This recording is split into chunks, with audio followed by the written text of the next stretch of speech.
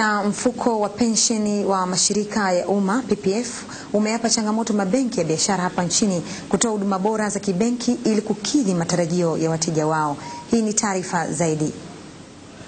Mkurugenzi mkuu wa PPF Bwana William Erio ametoa changamoto hiyo jijini Arusha katika chakula cha jioni kilichoandaliwa na Benki ya Taifa ya Biashara NBC kwa wanachama na wadau waliokuwa wakihudhuria mkutano mkuu wa 21 wa PPF jijini humo hivi karibuni.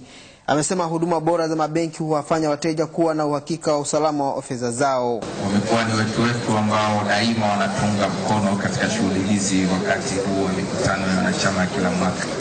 Mwaka jana tulikuwa nao, mwaka juzi pia, na leo tumekuwa nao. Mikutano mafuru kama wiki 4 zilizopita, nikapewa tunakwenda kwenye mkutano wetu, barua ya kuomba sponsorship umeipata.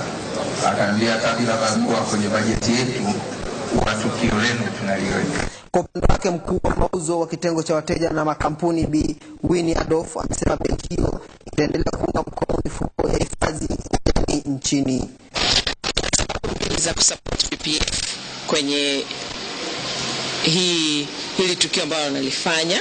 Sababu ya kwanza ni kwa sababu PPF ni mteja wetu na tunathamini wateja wetu na tunapenda kuendelea nao kuwasapoti wanapokuwa na cause ambayo inasaidia jamii. Kutoka Dar es Salaam, Saidi Makala, Channel 10.